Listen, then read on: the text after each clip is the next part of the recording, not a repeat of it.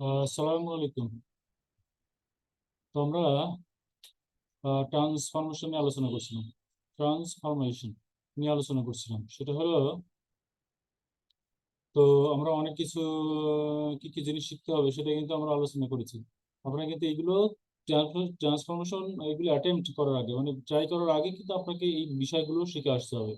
এটার অর্থ এই না যে আপনি ওখানে গিয়ে শিখবেন। হ্যাঁ, আপনি ওখানে গিয়েও শিখতে পারবেন, কিন্তু আপনাকে আপনাকে টাইম বেশি কনজিউম করবেন। হ্যাঁ, মানে টাইম বেশি, বা বাজেটে বেশি সময় রাখতে হবে, তাহলে আপনি শিখতে পারবেন। মানে আপনাকে ওই ওই ভিতরে গিয়ে তারপরে আপনাকে অনেক সময় ব্যয় করতে হবে। আপনি যদি আগে থেকে কিছুটা ইয়ে করে রাখেন, কিছু শিখে রাখেন, তাহলে আপনার জন্য ভালো কাজে লাগবে। তো এখানে ট্রান্সফরমেশন অফ সেন্টেন্সের মধ্যে অনেক বিষয় আলোচনা করা হয়, সেটা কিন্তু আপনাদেরকে আমি বলেছি। পজিটিভ থেকে পজিটিভ, অ্যাফার্মেটিভ, নেগেটিভ, তারপরে হলো অ্যাসার্টিভ থেকে কিভাবে এক্সক্লামেটিভ সেন্টেন্স করা যায়, এক্সক্লামেটিভ থেকে কিভাবে অ্যাসার্টিভ করা যায়। আবার আরেকটা বিষয় বলা হয়নি, সেটা এই ট্রান্সফরমেশন অফ সেন্টেন্সের মধ্যে কিন্তু আপনার ভয়েস চেঞ্জও কিন্তু ইনক্লুড থাকতে হয়, ইনভলভ থাকতে পারে। এই মানে ইনভলভ থাকে এই ট্রান্সফরমেশনের মধ্যে, ভয়েস চেঞ্জও আছে। এই বিষয়গুলো এই সবগুলোই কিন্তু মানে হলো আপনার আছে হলো বিভিন্ন প্রকার সেন্টেন্স। তার মানে হলো এই যে অ্যাসার্টিভ থেকে কিভাবে ইন্টারোগেট করতে হবে, ইন্টারোগেট থেকে কিভাবে অ্যাসার্টিভ করতে হবে, অ্যাসার্টিভ থেকে কিভাবে এক্সক্লামেটরি করতে হবে, তারপরে এগুলো তো গেলই। তারপরে অ্যাফার্মেটিভ থেকে কিভাবে নেগেটিভ করতে হবে, নেগেটিভ থেকে কিভাবে অ্যাসার্টিভ করতে হবে বা ইন্টারোগেটিভ করতে হবে। সিম্পল, কমপ্লেক্স, কম্পাউন্ড, সিম্পল থেকে কম্পাউন্ড, কম্পাউন্ড থেকে সিম্পল, সিম্পল থেকে কমপ্লেক্স ইত্যাদি আলোচনা করা হবে। এর মধ্যে আছে ডিগ্রি অফ কম্পারিজন, পজিটিভ থেকে সুপারলেটিভ। আরো ভয়েস চেঞ্জের কথা কিন্তু শেষ পর্যন্ত আমি বললাম, কারণ ভয়েস চেঞ্জটা আপনার গুরুত্বপূর্ণ একটা জিনিস। এটা এটা এটা ভয়েস চেঞ্জের কিছু কিছু জিনিস আছে, যেটা শিখতে পারলে আপনার ওই যে আপনার অর্থ জানার জন্য আপনার অনেক ভালো কাজে লাগবে। হ্যাঁ, এটা আপনি যখন রিডিং, কোনো কিছু রিডিং করবেন, তখন এটা আপনার অনেক ভালো কাজে লাগবে। হ্যাঁ, এই জন্য এই ট্রান্সফরমেশন সেন্টেন্সের মধ্যে তাহলে আমাদের ভয়েস চেঞ্জও আমরা ইনক্লুড করতে পারবো। আসলে এর মধ্যে থাকে, এটা আসলে অনেক বড় চ্যাপ্টার, কিন্তু সমস্যা হলো এখান থেকে আমার মাত্র আপনার 5টা 6টা বা 7টা প্রশ্ন, বা বড় জোর 10টা প্রশ্ন, এরকম কখনো থাকে না। তো 10টা প্রশ্ন যদি থাকে, তাহলে আপনার এটা এটা চ্যাপ্টারটা অনেক বড়। হ্যাঁ, এই জন্য আপনাকে খুব ভালো করে প্রিপারেশন নিতে হবে। আচ্ছা, যাই হোক, সেটা হলো, আমরা কিন্তু আলোচনা করছিলাম হলো সিম্বল, কমপ্লেক্স এবং কম্পাউন্ড, এবং ইয়ে ক্লজ নিয়ে আলোচনা করছিলাম। তাহলে আমি একটু টাচ করে নিই, একটু ইয়ে করে নিই, যে ক্লজ হলো 3 প্রকার। তো তাহলে ক্লজ কাকে বলে? ক্লজ হলো এমন কতগুলো শব্দের সমষ্টি যেখানে হয় এক সাবজেক্ট এবং ফাইনাল ভার্ব থাকে। অনেক সময় ফ্রেজ আলোচনা করা হয়। ফ্রেজ হলো এমন কতগুলো শব্দের সমষ্টি, এটাকে বলে a group of words. A group of words মানে একটা একগুচ্ছ শব্দ। হ্যাঁ, ফ্রেজ হলে একটা গুচ্ছ শব্দ, কিন্তু ওখানে কোনো সাবজেক্ট থাকবে না, আবার ফাইনাইট ভার্বও থাকবে না। আর ক্লজ হলে এমন কতগুলো শব্দের সমষ্টি যেখানে সাবজেক্ট এবং ফাইনাইট ভার্বটা থাকবে, কিন্তু সম্পূর্ণ স্বাধীন বাক্য না। মানে এটা হলো পরাধীন বাক্য। হ্যাঁ, এটা হলো ক্লজ। এই গ্রুপ অফ ওয়ার্ডস বলেছি, কিন্তু সম্পূর্ণ স্বাধীন নয়। এটা বাক্যের অংশ হিসাবে কাজ করে। যাই হোক, এখানে আমরা প্রিন্সিপাল ক্লজ কাকে বলে? প্রিন্সিপাল ক্লজ হলো যে সেন্টেন্সে একটি সাবজেক্ট এবং একটি ফাইনাল ভার্ব থাকে। এবং আরেকটা বৈশিষ্ট্য হলো যে সেন্টেন্সের অন্যান্য যে অন্যান্য অন্য যে একটা অংশ আছে। যেমন আমি একটা উদাহরণ বলেছিলাম, he woke up when it was raining. এখন আপনার প্রিন্সিপাল ক্লজ হলো যে অংশটা স্বাধীন, সেই অংশটা হলো প্রিন্সিপাল ক্লজ। আর যে যে অংশটা পরাধীন, সেটা হলো আপনার কো সাবঅর্ডিনেট ক্লজ। তাহলে সাবঅর্ডিনেট ক্লজ আপনি কিভাবে বুঝবেন? তো আমাদেরকে মনে রাখতে হবে যে প্রিন্সিপাল ক্লজটা কিন্তু স্বাধীন, মানে এটা কিন্তু প্রিন্সিপাল, কিন্তু কোনো প্রিন্সিপাল ক্লজটা কিন্তু অন্য কোনো ক্লজের উপর নির্ভর করে না। আর সাবঅর্ডিনেট ক্লজটা অন্য প্রিন্সিপাল ক্লজের উপর নির্ভর করে। এখন দেখেন, he woke up when it was raining, তাহলে হি ওক আপ এটা হলো প্রিন্সিপাল ক্লজ। আর হোয়েন ইট ওয়াজ রেনিং এটা হলো সাবঅর্ডিনেট ক্লজ। কারণ হলো হোয়েন ইট ওয়াজ রেনিং এই সেন্টেন্সটা হি ওক আপ এই সেন্টেন্সের সাহায্য ছাড়া অর্থ প্রকাশ করতে পারে না। এটার কোনো তেমন মানে কোনো ভ্যালু নেই। এটা স্বাধীনভাবে কোনো কিছু প্রকাশ করতে পারবে না। তাহলে স্বাধীনভাবে যেটা প্রকাশ করতে, কোনো কিছু প্রকাশ করতে পারবে না, আরো কিছু বলার বাকি থাকবে, সেটা হলো subordinate clause. Subordinate, subordinate, subordinate, subordinate. তো সাবঅর্ডিনেট তো এইভাবে বলা যায় না, তো সাবঅর্ডিনেট বলতে হয়, সাবঅর্ডিনেট, হ্যাঁ, একসঙ্গে বলতে হয়। মানে এটা এমন ভাবে বলা যাবে না যে এটা আলাদা কোনো সেন্টেন্সের ওই একটা শব্দের আলাদা আলাদা অংশ। এটা একটা একটা শব্দ, সাবঅর্ডিনেট। এটা সাবঅর্ডিনেট আমরা একটু ক্লিয়ার করার জন্য অনেকে বোঝানো, সাবঅর্ডিনেট বললে বলবো যে এটা কি বললো স্যার, এটা হলো সাবঅর্ডিনেট ক্লজ। হ্যাঁ, এটা তাহলে তাহলে প্রিন্সিপাল ক্লজ তো বললাম, তাহলে সাবঅর্ডিনেট ক্লজ কাকে বলে? সাবঅর্ডিনেট ক্লজ ঠিক একই রকম, যে সেন্টেন্সে একটি সাবজেক্ট এবং একটি ফাইনাল ভার্ব থাকে, কিন্তু ওই প্রিন্সিপাল ক্লজের সাহায্য ছাড়া কোনো অর্থ তৈরি করতে পারে না, স্বাধীনভাবে ব্যবহৃত হতে পারে না, সেটা হলো সাবঅর্ডিনেট ক্লজ। বুঝতে পেরেছি? তাহলে সাবঅর্ডিনেট প্রিন্সিপাল, এটা কিন্তু সোজা। প্রিন্সিপাল ক্লজটা স্বাধীনভাবে অর্থ প্রকাশ করতে পারে, আর হলো সাবঅর্ডিনেট ক্লজটা স্বাধীনভাবে অর্থ প্রকাশ করতে পারে না, বরং বরং এটাকে প্রিন্সিপাল ক্লজের উপর নির্ভর করে আমার হলো ওই অর্থ প্রকাশ করতে হয়। উদাহরণে বলেছিলাম যে he woke up when it was raining, তাহলে হি ওক আপ হলো প্রিন্সিপাল ক্লজ, আর হোয়েন ইট ওয়াজ রেনিং এটা হলো সাবঅর্ডিনেট ক্লজ। হ্যাঁ, তার মানে হলো এক কথায় বলতে হবে যে সাবঅর্ডিনেট ক্লজটা হলো প্রিন্সিপাল ক্লজের উপর নির্ভর না করে অর্থ প্রকাশ করতে পারে না, আর হলো প্রিন্সিপাল ক্লজটা সাবঅর্ডিনেট ক্লজের কোন রকম সাহায্য ছাড়াই অর্থ প্রকাশ করতে পারে। তাহলে এতটুকু যদি আপনারা মনে রাখেন, সেটাতে কিন্তু আপনার কাজে লাগবে। সেটা হলো প্রিন্সিপাল ক্লজ, প্রিন্সিপাল মতো প্রধান। প্রিন্সিপাল হলো, আমরা বলি প্রিন্সিপাল অফিসার মানে কি, প্রধান অফিসার, তাকে অন্য কিছুর উপর নির্ভর করতে হয় না, সে স্বাধীনভাবে ডিসিশন মেকিং মানে কোনো কোনো সিদ্ধান্ত নিতে পারে, আর সাবঅর্ডিনেটটা পারে না। এই অর্থটা মনে রাখলে, প্রিন্সিপাল এবং সাবঅর্ডিনেট এই শব্দগুলোর অর্থ মনে রাখলে কিন্তু আপনারা করতে পারবেন, বুঝতে পারবেন, আপনার মনে রাখতে পারবেন আর কি, যে এটা এটা এইভাবে হচ্ছে, কেন নামটা এরকম কেন হয়েছে। আচ্ছা, এখন আমাদের আরেকটা ক্লজ বাকি আছে, সেটা হলো কোঅর্ডিনেট ক্লজ। কোঅর্ডিনেট ক্লজটা হলো আসলে দুটো স্বাধীন বাক্য হতে পারে, দুই পাশে। আমরা জানি যে কোঅর্ডিনেট ক্লজটা কোঅর্ডিনেট কনজাংশন দিয়ে যুক্ত থাকে, যেমন হলো কোঅর্ডিনেট কনজাংশন আমরা জানি, not only but also, either or, neither nor বা নাইদার নর, হ্যাঁ, তারপরে ওই যে নট অনলি বাট অলসো, এইগুলো সমস্ত আছে না, এগুলো কোঅর্ডিনেটিং কনজাংশন বলে। তো যখন দুটো একই শ্রেণীর ক্লজ, আমরা প্রিন্সিপাল ক্লজ, দুটো principal clause and, but, or, nor, so, therefore, এইগুলো যে যুক্ত থাকবে, তখন সেটা হলো কোঅর্ডিনেট ক্লজ।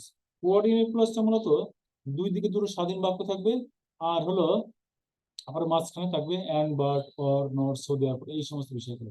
তাহলে কোঅর্ডিনেট ক্লজটা কিন্তু অপেক্ষাকৃত বেশি সুযোগ। তাহলে কোঅর্ডিনেটিং ক্লজ, হ্যাঁ, বা কোঅর্ডিনেট ক্লজ কাকে বলে? কোঅর্ডিনেট ক্লজটা হলো যখন দুই দিকে একই শ্রেণীর ক্লজ যুক্ত থাকবে এবং মাঝখানে থাকবে, আহ, যেমন দেখেন, যদি বলা হয়, উদাহরণ দিই তাহলে আরো সোজা হবে। He is rich but unhappy, এরকম যদি বলি, he is rich but unhappy, এখন কথাটা কিন্তু ছিল he is rich but he is unhappy. এখন বাটের জন্য আমরা হি ইজটা পরে দিইনি, কিন্তু আসলে হি ইজটা আর ব্র্যাকেটের মধ্যে রাখতে পারি, যে আসলে হি ইজটা ওর মধ্যে আছে। তা দুটো জিনিস এখানে আছে, দুটো কথা এখানে আছে, সেটা হলো হি ইজ রিচ আর হলো হি ইজ আনহ্যাপি। হ্যাঁ, বা হি ইজ নট হ্যাপি, এরকম যদি বলা হয়, তাহলে হি ইজ রিচ, এটা এইদিকে একটা শব্দ, এইদিকে একটা সেন্টেন্স ছিল, আর হি ইজ আনহ্যাপি ওইদিকে ডান দিকে আর একটা সেন্টেন্স ছিল, এখন যুক্ত হলো অ্যান্ড দি, বাট দি। তাহলে আহ, বলা হলো যে he is rich but not happy, তার মানে he is rich but he is not happy. হ্যাঁ, তাহলে বুঝতে পারছো দুই দিকে কি হলো, দুই দিকে আমার প্রিন্সিপাল ক্লজ হলো, এবং প্রিন্সিপাল ক্লজ মাঝখানে হলো বাটটা যুক্ত হলো। হ্যাঁ, তাহলে এইটা হলো, এই ধরনের ক্লজকে কি বলে? কোঅর্ডিনেটিং বা কোঅর্ডিনেট ক্লজ। তাহলে কি আপনারা বুঝতে পেরেছেন? তাহলে আপনাদের ক্লস্টার সম্পর্কে আজকে জানলাম। ক্লস্টার হলো এমন কতগুলো শব্দের সমষ্টি যেখানে আপনার সাবজেক্ট এবং ফাইনাল ভার্ব থাকবে। হ্যাঁ, সাবজেক্ট এবং ফাইনাল ভার্ব থাকবে। আর ফ্রেজ হলো এমন কতগুলো শব্দ, আসলে ফ্রেজটা এখানে একটু বেশি দরকার নাই, কিন্তু আমি একটু সিমিলারিটি মানে একটু পার্থক্য কম্পারিজন করার জন্য আপনাদের বলে রাখলাম যে এটা এটা এরকম হয় এরকম। হ্যাঁ, তো এখানে আসলে ফ্রেজ এবং ক্লজের সঙ্গে একটু ইয়ে আছে, মিল আছে। যখন ফ্রেজ আলোচনা করা হয় তখন অনেক সময় ক্লজ আলোচনা করতে হয়, এই জন্য ফ্রেজ এবং ক্লজটা আমি একসঙ্গে একটু আপনার তো কম্পেয়ার করে দেখালাম যে কি কখন কিভাবে ব্যবহৃত হয়। এর সঙ্গে আলোচনা করে শিখে রাখলে আপনার হবে। তাহলে আমরা আজকে ট্রান্সফরমেশন অফ সেন্টেন্স নিয়ে আলোচনা করার সময় অনেকগুলো বিষয় কিন্তু আমরা শিখলাম, যে আসলে আমি যতটুকু আছে এই যে লার্নিং আউটকাম, হ্যাঁ, মানে হলো শিক্ষা, আমি যা বললাম তা আপনি কি শিখতে পেরেছেন। আপনি যদি শিখতে না পারেন তাহলে কিন্তু আপনার এই যে সময়, you are wasting your time, you are killing your time, আপনার you are killing your valuable time. আপনি আপনার মূল্যবান সময়টা অপচয় করছেন, কিল করছেন, নষ্ট করছেন।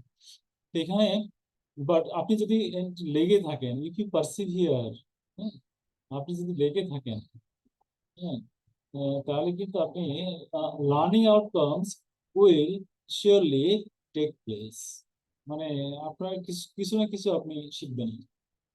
হ্যাঁ, তাহলে ট্রান্সফরমেশন অফ সেন্টেন্স নিয়ে আমি আজকে আলোচনা করেছি। ট্রান্সফরমেশন অফ সেন্টেন্স নিয়ে কি কি মানে কি কি বিষয় এর মধ্যে থাকে, কি কি বিষয় ইনভলভ থাকে, এবং এখানে এখানে আপনাকে শিখতে হলে কি কি বিষয় আলোচনা করতে হয়, কি কি বিষয় আপনার শিখতে হবে। আরেকটু বলে রাখি, সেটা হলো ডিগ্রি অফ কম্পারিজন। যখন যখন আমরা আলোচনা করব তখন কিন্তু ডিগ্রি অফ কম্পারিজনের মধ্যে কিন্তু আমাদের ওই যে অ্যাডজেক্টিভ, তারপরে অ্যাডভার্ব, যে পরিবর্তন, এদের ওয়াইজের, হ্যাঁ, ফার্দার ফার্দার এরকম বলি না, হ্যাঁ, তারপরে নিয়ারেস্ট এরকম আলোচনা করি। এটা হলো ডিগ্রি অফ কম্পারিজন হয় আসলে অ্যাডজেক্টিভ এবং অ্যাডভার্বের। হ্যাঁ, এই জন্য আপনারা প্রতিটা বইতে কিন্তু, যে কোনো বই যদি একটু খোলেন গ্রামারের যে কোনো অংশ, তাহলে কিন্তু ওই যে ডিগ্রি অফ কম্পারিজন জিনিসটা পাবেন। আর হলো এগুলো তো বিভিন্ন ভর্তি পরীক্ষা, বিভিন্ন ইউনিভার্সিটি পরীক্ষা, কলেজ পরীক্ষা, বিভিন্ন নিয়োগ পরীক্ষা, এই বিষয়গুলো পরীক্ষা পড়ে। এই জন্য যারা চাকরি প্রার্থী, যারা স্টুডেন্ট, তাদের সবাইকে কিন্তু এগুলো কাছে রাখতে হবে, এগুলো শিখে রাখতে হবে। যাই হোক, আমরা যে মূল বিষয়টা ট্রান্সফরমেশন শিখতে হলে যে বিষয়টা একটু কঠিন লাগে সেটা হলো, আমি আলোচনা করছি, সেটা হলো ফ্রেজ এবং ক্লজ। তাহলে ক্লজ নিয়ে আমরা আলোচনা করলাম। ক্লজ হলো তিন প্রকার, সেটা হলো প্রিন্সিপাল ক্লজ, সাবঅর্ডিনেট ক্লজ এবং কোঅর্ডিনেট ক্লজ। তো এখানে যে আলোচনাটা আজকে করলাম সেটা হলো প্রিন্সিপাল ক্লজটা হলো এমন একটা ক্লজ যেটা অন্য কোনো ক্লজের উপর নির্ভর করে না। সাবঅর্ডিনেট ক্লজটা হলো সাব অর্ডিনেট। কি বলেছি বলেন? সাব অর্ডিনেট, সাব অর্ডিনেট, হ্যাঁ, সাব অর্ডিনেট মানে কিন্তু অধীন, কারো অধীন, হ্যাঁ, সাবঅর্ডিনেট। সাবঅর্ডিনেট ক্লজটা প্রিন্সিপাল ক্লজের উপর নির্ভর করে। আরেকটা ক্লজ হলো কোঅর্ডিনেট ক্লজ। কোঅর্ডিনেট ক্লজটা হলো যখন দুই দিকে দুটো, কোনো একটা সেন্টেন্সে দুই দিকে দুটো স্বাধীন বাক্য থাকবে, মানে ইন্ডিপেন্ডেন্ট ক্লজ বা প্রিন্সিপাল ক্লজ থাকবে, এবং মাঝখানে and, but, or, nor, so, therefore এই সমস্ত শব্দ দিয়ে যুক্ত থাকবে, সেটা হলো কোঅর্ডিনেট ক্লজ। দুই দিকে দুটো স্বাধীন বাক্য থাকবে এবং আপনার and, but, or, not, so, therefore এগুলো ওই যে কোঅর্ডিনেটিং কনজাংশন বলে, কোঅর্ডিনেটিং কনজাংশন দিয়ে যুক্ত থাকবে, সেটা হলো কোঅর্ডিনেট ক্লজ। তাহলে এই যে প্রিন্সিপাল ক্লজ, সাবঅর্ডিনেট ক্লজ এবং কোঅর্ডিনেট ক্লজ আমাদের হলো সিম্পল সেন্টেন্স, কমপ্লেক্স সেন্টেন্স এবং কম্পাউন্ড সেন্টেন্স, এইগুলো শিখতে কিন্তু আমাদের হলো ক্লজ শেখা লাগবে। ক্লজটা হলো, আমি বলেছি ক্লজ হলো এমন কতগুলো শব্দের সমষ্টি, এটাকে বলি এ গ্রুপ অফ ওয়ার্ডস যেখানে সাবজেক্ট এবং ফাইনাল ভার্ব আছে। আর ফ্রেজ হলো এমন কতগুলো শব্দের সমষ্টি যেখানে সাবজেক্ট এবং ফাইনাল ভার্ব নেই। হ্যাঁ, এখানে আমাদের আরো বলেছি যে ক্লজ হলো তিন প্রকার, প্রিন্সিপাল ক্লজ, সাবঅর্ডিনেট ক্লজ এবং কোঅর্ডিনেট ক্লজ। এগুলো নিয়ে আলোচনা করলাম। ওখানে কি কিভাবে হয় সেটা নিয়ে আলোচনা করেছি। যেমন উদাহরণ দিয়েছিলাম, he woke up when it was raining. তাহলে হি ওক আপ মানে সে জেগে উঠলো বা উঠলো, এটা হলো প্রিন্সিপাল ক্লজ, মানে এই ক্লজটা পরবর্তী ক্লজের উপর নির্ভর করে না। কিন্তু হোয়েন ইট ওয়াজ রেনিং এটা যদি আমি বলি তাহলে এটা কিন্তু স্বাধীনভাবে, অর্থটা হলো যখন বৃষ্টি হচ্ছে। তাহলে আপনার প্রশ্ন জাগবে, যখন বৃষ্টি হচ্ছিল তখন কি হচ্ছিল, এই প্রশ্নটা আপনার মনে জাগবে। কিন্তু যে সে হি ওক আপ মানে সে উঠে পড়লো, এটা বললে কিন্তু আর কোনো প্রশ্ন বলার বাকি থাকে না। হ্যাঁ, তো এটা কিন্তু একটা চোরাই বুদ্ধি, যে আপনার যখন বাকি থাকবে কোনো কিছু বলে সেটা হলো সাবঅর্ডিনেট ক্লজ, আর কোনো কিছু বলার বাকি থাকবে না সেটা হলো প্রিন্সিপাল। আসলে প্রিন্সিপাল কিন্তু প্রিন্সিপাল ক্লজ কিন্তু অন্য কোনো ক্লজের উপরে নির্ভর করে না, কিন্তু সাবঅর্ডিনেট ক্লজ প্রিন্সিপাল ক্লজের উপরে নির্ভর করে। এই জিনিসটা আপনি শিখে রাখবেন। অর্থটা, প্রিন্সিপাল মানে প্রধান, সাবঅর্ডিনেট মানে হলো অধীন। সাবঅর্ডিনেট অর্থ হলো অধীন। হ্যাঁ, আবার হলো আরেকটা আলোচনা কোঅর্ডিনেট। হ্যাঁ, কোঅর্ডিনেট কো অর্থ কি বলেন? ধরুন কো ওয়ার্কার। হ্যাঁ, কো ওয়ার্কার, কো ওয়ার্কার মানে যে কো রাইটার, কো রাইটার, কো ওয়ার্কার এটা হলো সহ কর্মী। কো ওয়ার্কার মানে সহকর্মী, কো রাইটার মানে সহ লেখক। হ্যাঁ, মানে আমার একজনের সঙ্গে আরেকজন লিখেছে। কো ওয়ার্কার মানে সহকর্মী, যে আমার সঙ্গে কাজ করে, কো ওয়ার্কার। আমরা বলি কালিগ, কালিগ বা কলিগ। এটা যে কো, হ্যাঁ, কোঅর্ডিনেটিং, কোঅর্ডিনেটিং কনজাংশন। এটা কি কিভাবে হয়? কোঅর্ডিনেটিং কনজাংশন হলো হলো দুই দিকে দুটো স্বাধীন স্বাধীন বাক্য থাকবে। আমি কিন্তু বারবার বলতেছি, এটা খুব ইম্পর্টেন্ট এই জন্য বারবার বলতেছি। এটা হলো দুটো প্রিন্সিপাল ক্লজ থাকবে, মাঝখানে থাকবে অ্যান্ড, বাট, অর, নট। যে কোঅর্ডিনেটিং কনজাংশনটা যে আছে সেইটা মাঝখানে যুক্ত হবে। কোঅর্ডিনেট কনজাংশন এটা আলোচনা করতে গেলে আপনার আবার কনজাংশন আলোচনা। কনজাংশনের কাজ কি? কোনো একটা শব্দ, ফ্রেজ এবং কোনো সেন্টেন্সকে যুক্ত করা। হ্যাঁ, এটা হলো কোঅর্ডিনেটিং কনজাংশনের কাজ। হ্যাঁ, আচ্ছা, এখন কোঅর্ডিনেটিং কনজাংশন যেমন কেমন হয়? যেমন সে ভালো ছাত্র, সে ভালো খেলোয়াড়। আপনি এই সেন্টেন্সটাকে, এই কথাটাকে আপনি যুক্ত করুন। আবার আবার বলি, সে ভালো ছাত্র, সে ভালো খেলোয়াড়। এখন এই দুটো জিনিসকে আইডিয়াকে আমরা একসঙ্গে যুক্ত করবো। তাহলে আমরা কি করতে পারি? তাহলে আমরা বলতে পারি he is a good student and he is a good player. তার মানে কি? He is a good student and a good player. এভাবে বলতে পারি, হি is not only a good student but also a good player. এইভাবে কিন্তু আমরা বলতে পারি। তাহলে এই যে নট অনলি বাট অলসো, এই যে আলোচনা করলাম, এটা কিন্তু কোঅর্ডিনেটিং কনজাংশন দিয়ে আমি এটা যুক্ত করেছি। কোঅর্ডিনেটিং কনজাংশন এটাই কাজ, কোনো শব্দ, ফ্রেজ, ওয়ার্ডকে একসঙ্গে যুক্ত করে।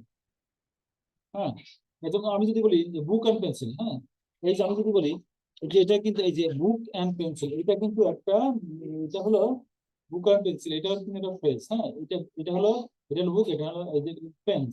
হ্যাঁ, বুক অ্যান্ড পেন্সিল এটা কিন্তু একটা ফ্রেজ। হ্যাঁ, আর এই ফ্রেজটা হলো, এটা ওয়ার্ড হয়েছে, দুটো ওয়ার্ড হয়েছে এবং এখানে কোনো সাবজেক্টের কোনো ফাইনাল ভার্ব নেই। এটা হতে হলে আপনাকে ইয়ে করতে হবে, আপনার সেন্টেন্স আরো সাজাতে হবে, গুছাতে হবে। তো আজকে এখানে শেষ করছি।